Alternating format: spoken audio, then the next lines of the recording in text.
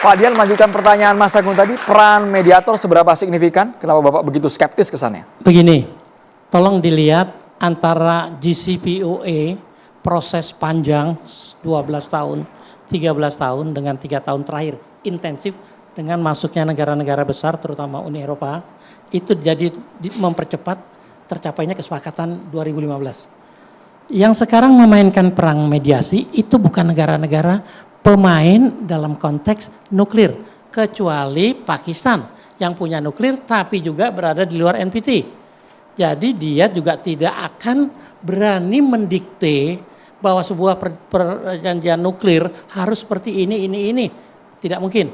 Dia hanya menampung aspirasi yang disampaikan oleh Iran, disampaikan oleh Trump.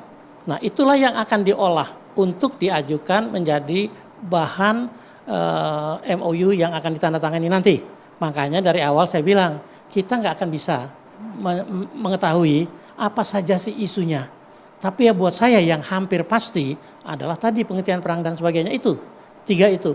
Kalau saya dibilang pesimis, bukan pesimis. Tapi memang tahapannya belum sampai untuk mendiskusikan esensi masalah, yaitu program nuklir. Jangan terlalu dini gitu Pak ya? Terlalu dini, betul sekali. Dan yang sekarang dituntut atau dibutuhkan masyarakat dunia adalah situasi yang menenteramkan dengan dicabutnya blokade dan diizinkannya Hormuz dibuka. Nah itu yang dibutuhkan sekarang. Dan dengan itu dibuka, buat saya baik Iran maupun Amerika akan sama-sama menikmati keuntungannya. Amerika bisa fokus dalam negeri, Iran bisa konsolidasi dalam negeri. Makanya saya tidak pernah sepakat kalau dikatakan bahwa dalam konteks sekarang ini sudah bisa dikatakan siapa menang siapa kalah.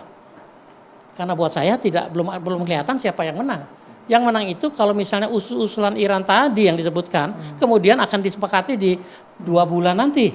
Tapi rasanya tidak akan begitu saja Amerika menerima usulan Iran. Bung Nasir. Saya kira ini kan perang yang dimulai oleh Amerika dan Israel. Nama perang ini kan Operation Epic Fury.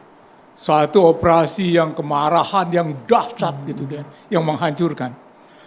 Tapi kita lihat bahwa Iran itu diserang 40 hari, 37 hari pesawat tempur tiap hari. Serangan paling besar dalam sejarah Amerika sudah Perang Dunia Kedua. Dan Iran tidak hancur. Iran kepala yang tegak. Dan dalam hal ini saya melihat bahwa Amerika yang mundur. Sehingga Trump dengan segala macam pernyataannya itu kalau kita analisis secara teliti, dia mundur terus, makin lama makin lemah tuntutannya. Jadi tuntutannya Iran itu yang kebanyakan sudah dipenuhi.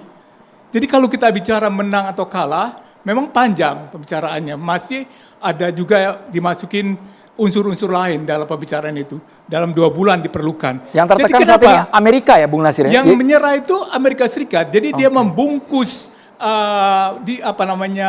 MOU yang akan menuju perdamaian ini sebagai topeng dari kekalahannya.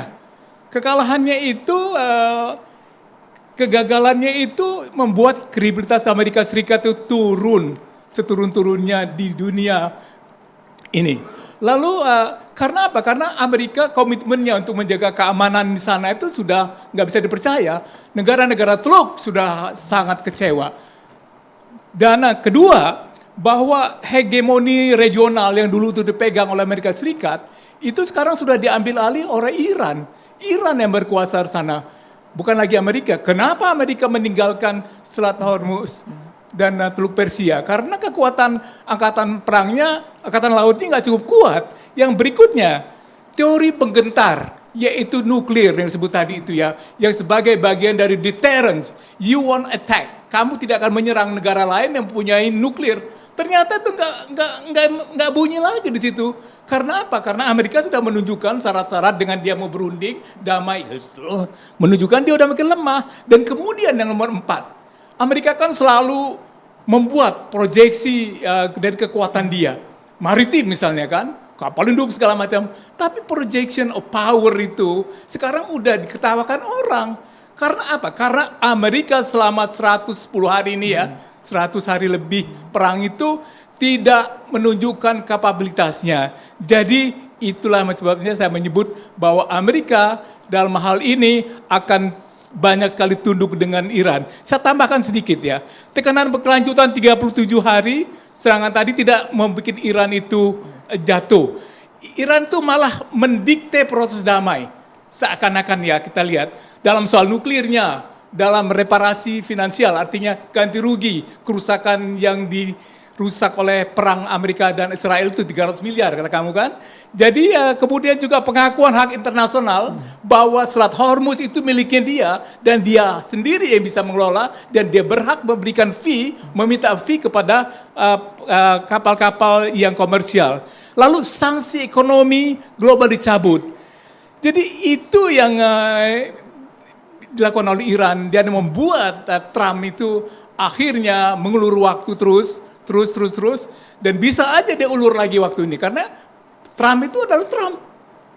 CNN supaya bilang kan dia udah berjanji bahwa udah 70 kali bicara bahwa perdamaian akan segera tercapai, bukan hanya MOU ya, perdamaian akan segera tercapai, bukan lagi ceasefire.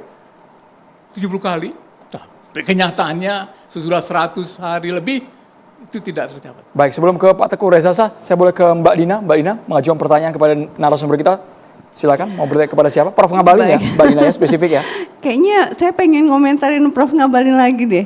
Iya, tadi Prof bilang tuh kayak Amerika tuh kayak hebat banget gitu ya.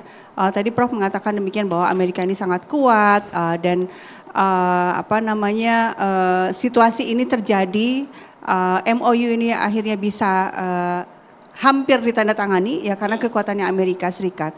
Padahal kalau menurut saya bahwa akhirnya Amerika Serikat mau untuk menandatangani MOU tanggal 19 nanti itu justru karena Iran memberikan perlawanan yang sangat kuat. Jadi seandainya Iran itu tidak memberikan perlawanan, pastilah yang dilakukan oleh Amerika Serikat adalah menekan dan kemudian memaksakan kehendaknya. Nah, kemudian yang kedua soal tadi kan disebut oleh Mas Faisal soal 300 miliar US dollar itu ya untuk rekonstruksi. Dan itu kan G-Defense sendiri memang saya juga dengar dia mengatakan 300 miliar US dollar itu dibayar oleh negara-negara Arab. Nah, kenapa kok justru negara Arab yang harus membayarnya? Kan itu menunjukkan bahwa negara-negara Arab ini lemah.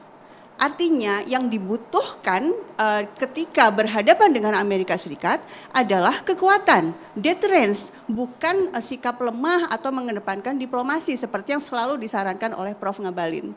Mohon komentarnya.